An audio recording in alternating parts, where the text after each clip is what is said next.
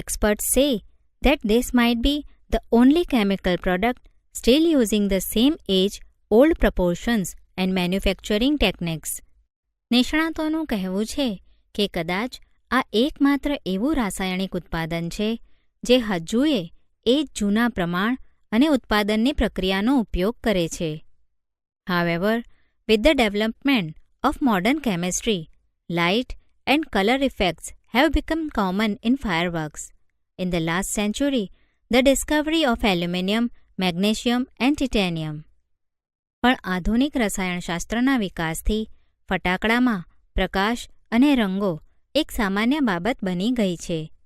છેલ્લી એક સદીમાં એલ્યુમિનિયમ, મેગ્નેશિયમ અને ટાઇટેનિયમની શોધ થઈ, which burns at high temperatures, emitting bright light dramatically improved in brilliance of fireworks. Similarly, colors too are a recent development. The principal color emitters in pyrotechnics were identified after decades of research. These colors are formed in one of two ways, luminescence and incandescence.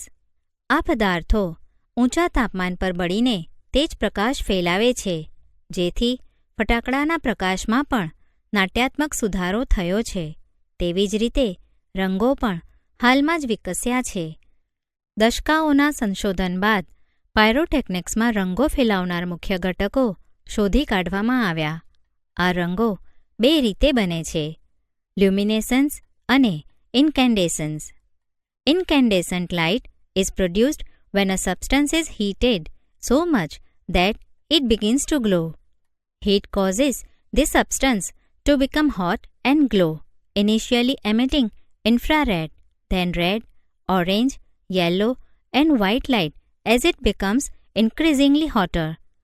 When the temperature of a firework is controlled, the glow of its metallic substances can be manipulated to be desired color at the proper time.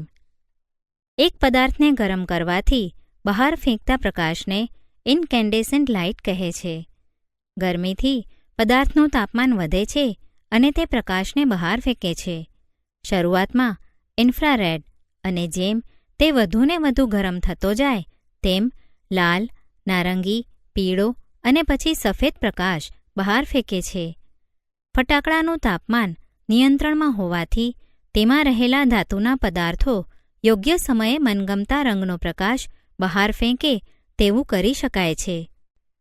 The principle behind any firework is that when heat is applied to fuel, the gunpowder, it burns using oxygen. However, because the fuel is packed tightly to keep the heat in the burning takes place all of a sudden, it causes the characteristic loud noise. કોઈપણ ફટાકડાનો મૂળભૂત સિદ્ધાંત એ છે કે જ્યારે બળતણ એટલે કે ઘન પાવડરને ગરમ કરવામાં આવે છે ત્યારે તે ઓક્સિજનનો ઉપયોગ કરીને બળવા લાગે છે. પણ ફટાકડામાં ગરમીને અંદર જ રાખવા માટે બળતણ એટલું સજ્જડ રીતે ભરેલું હોય છે કે બળવાની એટલે કે ફૂટવાની પ્રક્રિયા અચાનક શરૂ થાય છે અને તેથી જ તેનો લાક્ષણિક મોટો અવાજ આવે છે. The actual manufacturing process of fireworks is simple. The raw materials required are fuel binders, oxidizers, that is, to make it burn, and a few other materials. The ingredients are ground and mixed well. The mixture is pushed through a machine from which it comes out as long rolls or strips and then rolled in cardboard or old newspapers with a fuse. આમ તો ફટાકડા બનાવવાની પ્રક્રિયા સરળ છે. તેમાં બળતણ એટલે કે ઘન પાવડર, બાંધવા માટેની સામગ્રી, ઓક્સિડાઇઝર્સ એટલે કે બાળવા માટે અને બીજા અમુક કાચા માલની જરૂર પડે છે. બધી જ સામગ્રીને વાટીને તેનું મિશ્રણ તૈયાર કરવામાં આવે છે.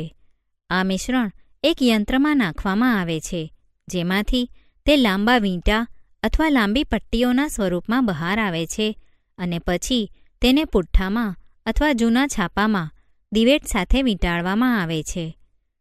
The greatest danger of pyrotechnics is that it deals with fire. The industry is notorious for its accidents, whether in the USA, Japan or India? પાયરોટેકનિક્સનું સૌથી મોટું જોખમ એ છે કે તેમાં અગ્નિ સાથે કામ કરવાનું હોય છે. યુએસએ હોય, જાપાન હોય કે ભારત હોય, આ ઉદ્યોગ તેના અકસ્માતો માટે કુખ્યાત છે. Though the mixture is stable if kept cool and dry, it can catch fire if heat is accidentally applied through too much friction sometimes or from a spark or an impact. Scientists are looking for ways of making fireworks safer. જો આ મિશ્રણ ઠંડુ અને સૂકું રાખવામાં આવે તો તે સુરક્ષિત છે, પણ જો કોઈકવાર વધુ પડતા ઘર્ષણથી, તણખાથી અથવા અથડાવાથી આકસ્મિક રીતે ગરમી ઉત્પન્ન થાય તો તેમાં આગ લાગી શકે છે. ફટાકડાને સુરક્ષિત બનાવવા માટે વૈજ્ઞાનિકોના પ્રયત્નો ચાલુ છે.